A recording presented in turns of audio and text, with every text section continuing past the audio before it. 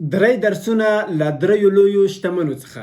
لومړی درس: که چیرې تاسو خوښ وئ چې د یو میز شاته کښېنئ او هیڅ خطر ونه منئ، نو 20 کاله وروسته یا 30 کاله وروسته به د هماغه میز شاته ناست وئ او هیڅ بدلون به په تاسو کې نه وي راغلی او شتمني به مو هیڅ نه وي ډېره شوې. له دې څخه موږ دا درس اخیستلی شو چې شتمني یا بریا د سیند هغه بلې خواته ده. موږ باید له هغه پله څخه تېر شو چې هغه پل خطر لري چې هغه بلې خواته موږ تېرېږو. خو دا خطر چې موږ منو، دغه خطر باید سنجول شوی وي، دغه خطر باید محاسبه شوی وي. یعنې داسې ونه کړو چې موږ په پټو سترګو باندې له دغه پله څخه تېر شو. یعنې موږ باید د دې وړتیا ولرو که چیرې موږ د دغه پله څخه ولوېږو، موږ باید لامبو زده وي تر څو موږ د سیند دغه بلې غاړې ته ځان ورسوو. یعنې که چیرې موږ یو پانګونه کوو، یو کاروبار پیلوو، په هغه کچه پیل کړو که چیرې موږ په هغه کې مات وخورو یا زموږ بزنس له منځه لاړ شي، موږ داسې نه شو چې زموږ ټول ژوند د خطر سره مخامخ کړي. یعنې یو څوک دی پانګونه کوي، دومره پانګونه باید وکړي چې که چیرې هغه ټولې پیسې دی له لاسه ورکړي، یعنې داسې نه شي چې د کاروبار په خاطر دی د ژوند هر څه له لاسه ورکړي. دویم درس: هر څومره چې زموږ عمر لوړیږي، هغه لاره چې باید ووهو یا په هغه لاره چې باید لاړ شو یا هغه مسیر چې باید وټاکو روښانه کیږي. دې څخه موږ دا درس اخیستلی شو چې که چیرې تاسو د هوسۍ په ښکار پسې وتلي وئ، په سویه پسې منډې مه وهئ.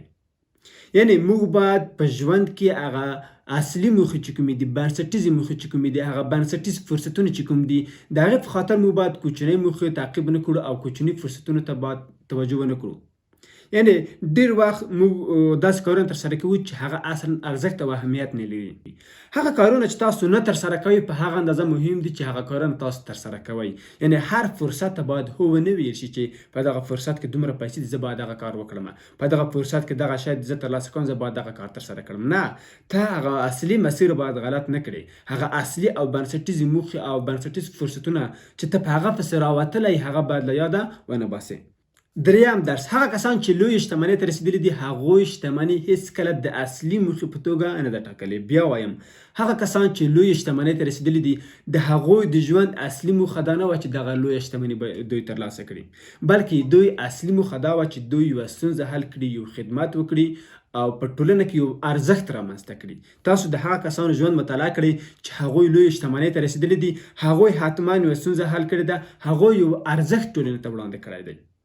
نو دا مه وایئ چې زه په دغه کال کې دومره پیسې لاسته راوړم، بلکې دا ووایئ چې په دغه کال کې زه باید دومره ارزښت وړاندې کړم، په دومره خلکو باندې باید زه اغېز وکړم، دومره خلک باید زما ته تاثیر لاندې راشي، دومره خدمتونه زه باید وړاندې کړم، دومره ارزښتونه زه باید ټولنې ته وړاندې کړم. که چیرې ته ارزښت وړاندې کړې، یوه ستونزه حل کړې، پیسې خپله تا ته راځي، شتمني خپله تا ته راځي. یعنې که شتمني او د پیسو ترلاسه کول موږ مقایسه کړو د تنفس کولو سره، د اکسیجن اخیستلو سره، اکسیجن موږ ته په ژوند کې وړتیا رابخښي چې موږ ژوندي واوسو. پیسې هم موږ ته دا امکان راکوي چې موږ ډېر کارونه ترسره کړو، زموږ سرچینې ډېرې وي، زموږ قوت ډېر وي.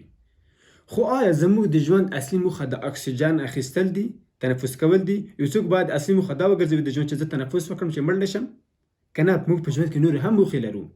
د تاسو د ژوند هم اصلي موخه باید هغه ارزښت وړاندې کول وي او پیسې تاسو ته خپله راځي.